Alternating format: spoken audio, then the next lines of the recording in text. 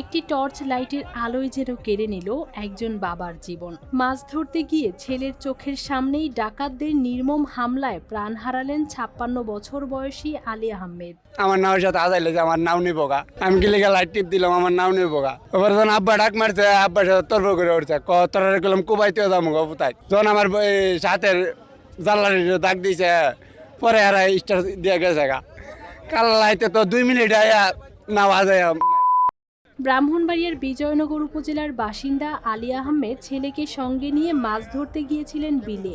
রাতের এক পর্যায়ে পার্শ্ববর্তী মাসাউরা ও চওড়া বিলে নৌকাযোগে একদল ডাকাত জাল ও নৌকা চুরির উদ্দেশ্যে আসে। এ সময় আলী আহমেদ ও তার ছেলে টর্চের আলো ফেললে ডাকাতরা ক্ষিপ্ত হয়ে তাদের উপর হামলা চালায়। এক পর্যায়ে ছেলের সামনেই আলী আহমেদকে মারধর করে পানিতে ফেলে দেয় তারা। এরপর থেকে তিনি নিখোঁজ ছিলেন। পরদিন দুপুরে ঘটনাস্থলের কাছ থেকে তার মরদেহ উদ্ধার করা হয়। ডাকাত নৌকা দিয়ে ডাকাতি করে আইতেছে, হেরা লাইট টিপ দিছে, পরে ওই হেরা আমরা কেন আমার বাইরে গেছে গা, ওই এই কারণে গিয়া এই ডাহাইতে বের দিছে, পরে ডাহাইতে নৌকা ফালাইয়া সড়ক দৌড়ে গেছে গা। এরপরে ডাহাইতে নৌকাটা আবার স্বামী মেম্বার কাছে আনামত দিছে।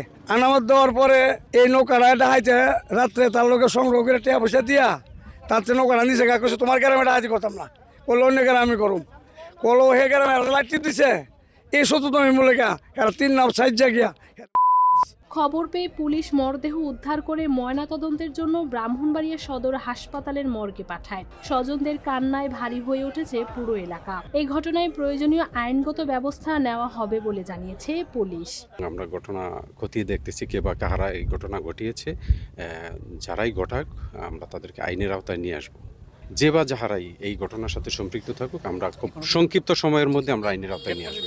মাছ ধরতে গিয়ে ছেলের হাত ধরেই বাড়ি ফেরার কথা ছিল তার, কিন্তু শেষ পর্যন্ত ফিরতে হলো নিথর দেহ হয়ে। একটি টর্চ লাইটের আলো যে এমন নির্মম পরিণতি ডেকে আনবে তা হয়তো কখনো ভাবেননি আলী আহমেদ ও তার পরিবার।